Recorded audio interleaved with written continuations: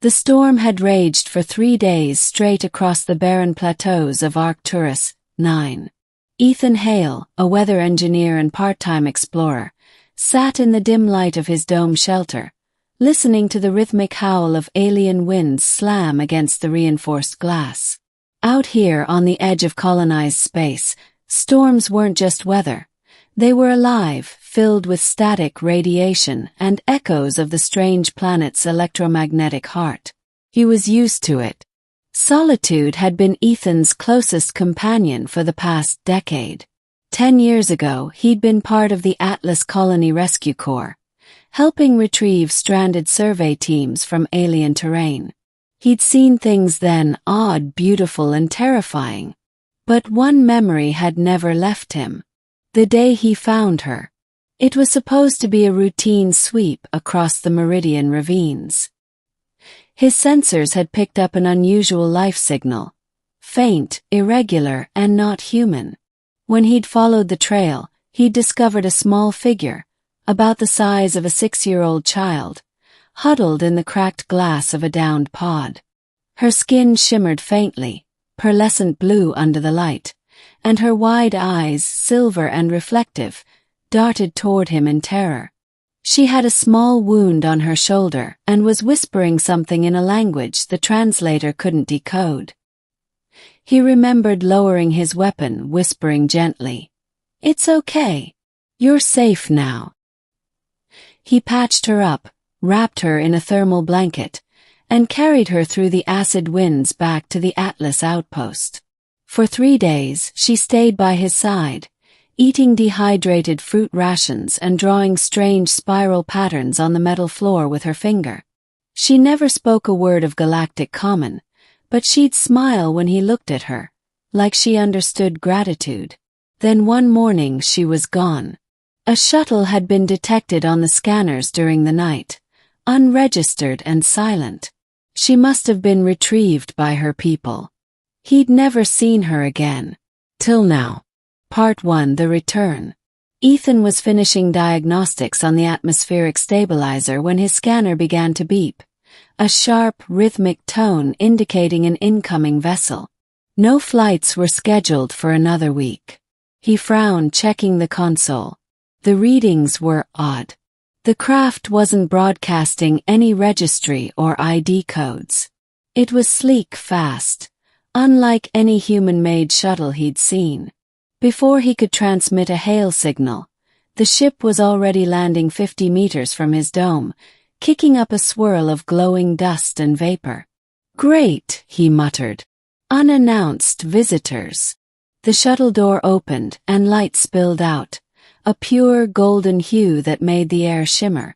A figure stepped through it, tall and elegant, dressed in silver-white robes that seemed to move like liquid around her form.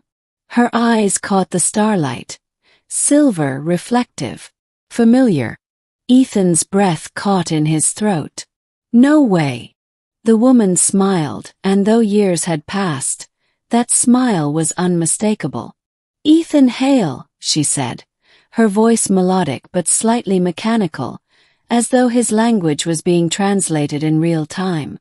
"It has been one of your decades." He froze. You're her. The girl from the crash site." She nodded, walking toward him. The air seemed to pulse around her. "My name is Liara. When you found me, I was a lost child. Now I have returned because of you." Ethan stepped back slightly, confusion and awe tangled in his chest. "Returned? For what reason?" Her gaze softened. "To honor the vow of life debt. In my culture, one who saves a soul becomes bound to it. When I was rescued, my elders said I would know my path when the stars aligned again. And they have. I came to wed you." Ethan blinked. "Wed me?" Liara tilted her head, silver hair catching the dim light. "It is not merely marriage. It is unity, bonding of essence. Your act of mercy made us kindred. I have come to fulfill what our law and my heart decrees." He laughed awkwardly. "You're serious?" I crossed 3 galaxies, she replied calmly. Do I seem frivolous? Her tone silenced him. Part 2, The Stranger and the Past. That night, the two sat across from each other in the small dome, a steaming kettle of mineral tea between them. Liara studied the human tools scattered about. Hydrospanners, atmospheric gauges, ration packs, as though they were ancient relics. You've been watching me? Ethan finally asked. Not watching, she said. Seeking. I was forbidden to contact you before maturity. Our people once feared humans. But the war between our species is over now. Peace treaties open the stars again. He exhaled slowly. And you came all this way to find me. Her luminous eyes flickered with what could only be affection. You carried me through poison storms. You bled for me. You risked your life for a being you didn't even understand. That kind of compassion is sacred in my world. I have thought of you every cycle since. Ethan rubbed his temples. Liara, I didn't save you expecting anything. You were a kid. I just did what anyone would have done. No, she said softly. Not anyone. Many humans turned away from our kind back then. You didn't. The storm outside roared louder, shaking the dome. Ethan stood and adjusted the stabilizer vents. You don't owe me anything. I do, she insisted. But not out of debt, out of choice. He turned, her words hanging in the air between them. Even if you really mean that, I'm not. I don't even know your customs, your people, your life. We're from different worlds. Liara rose, stepping closer. Then let me show you. Part 3, Through Alien Eyes. The next day, Liara took him aboard her ship. Its design defied logic. Walls curved like living tissue, corridors glowed with gentle bioluminescence, and the air smelled faintly of ozone and wildflowers. Every panel pulsed with a faint heartbeat, as if the vessel itself was alive. This is a symbiotic craft, she explained. It breathes, heals, and obeys through thought. It is attuned to me. Ethan ran his hand along the wall. It was warm. It's incredible. She guided him to a chamber that opened into a panorama of stars. A holographic projection shimmered before them, showing constellations shifting in patterns.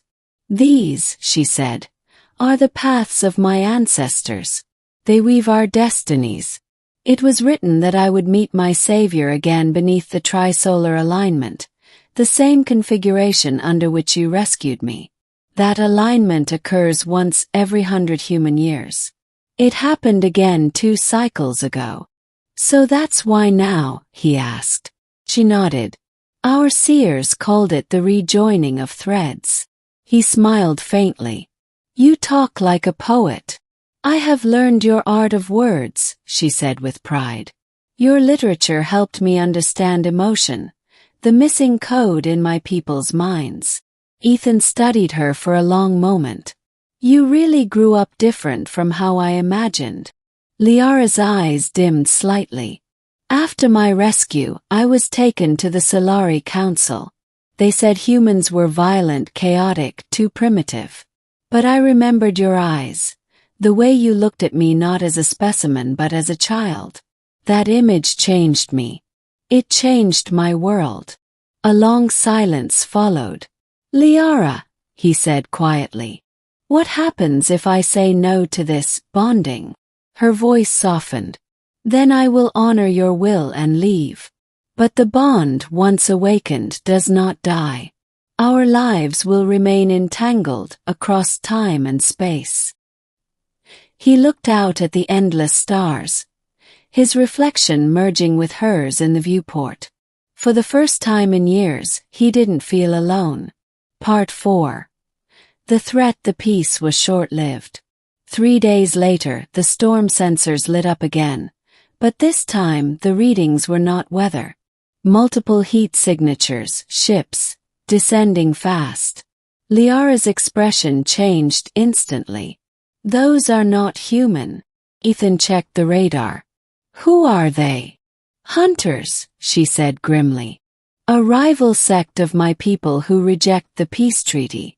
They tracked my vessel here. The alarms began to blare as plasma bursts rained down outside, shaking the ground. Ethan grabbed his pulse rifle. You brought a war to my doorstep. I'm sorry, she said, eyes glowing with defensive energy. They will not take me alive. They will not take us. Within moments, the dome shattered.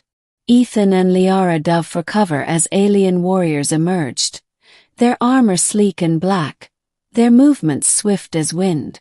Liara raised her hand, releasing a burst of shimmering energy that threw one back. Ethan fired at another, the shot echoing through the storm. The fight was brutal. Ethan took a hit across his shoulder, stumbling to the ground.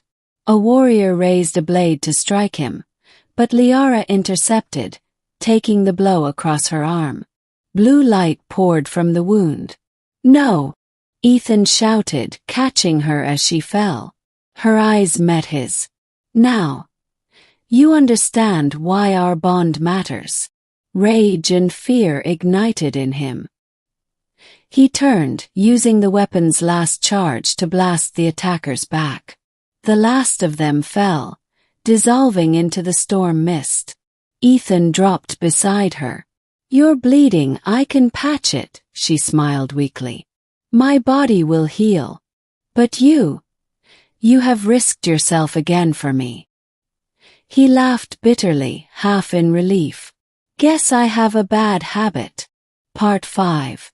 The Bond. Hours later, as dawn broke over the scarlet plains, the two sat outside the wrecked dome, the battle over. Liara had used her ship's biogel to seal Ethan's wound, and he'd wrapped her arm with a makeshift sling. She looked at the rising sun. My people will come soon. They will take me home. He nodded slowly. And I'll go back to being the hermit engineer again. She turned to him.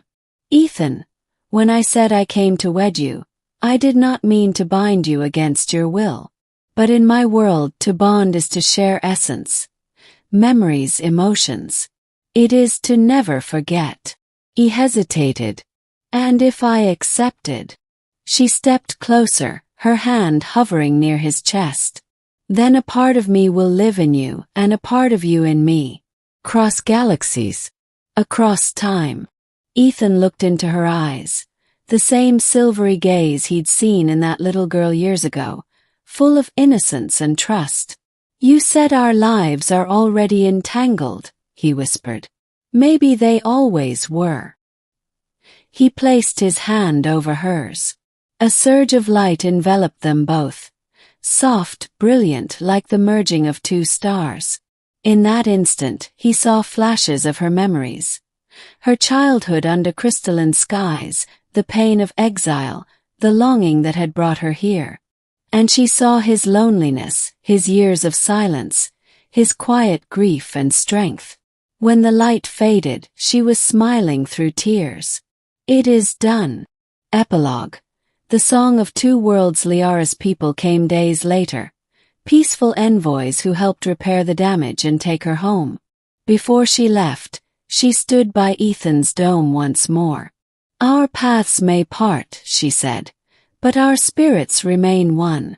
When you look to the trisolar stars, you will feel me there. Ethan managed a smile. I'll be watching. She pressed her palm to his chest once more, then turned, boarding her ship. As the vessel lifted into the sky, the golden light washed over the barren plains, scattering the dust like glowing embers. When it vanished into the clouds, Ethan felt a faint warmth pulsing inside him. Not pain, not sorrow, but connection. Quiet, living bond. He looked up at the alien sunrise, the storm finally broken, and whispered into the wind. Safe travels, Liara. From somewhere beyond the stars, a voice answered in his mind, gentle and sure. And love beyond distance, Ethan Hale.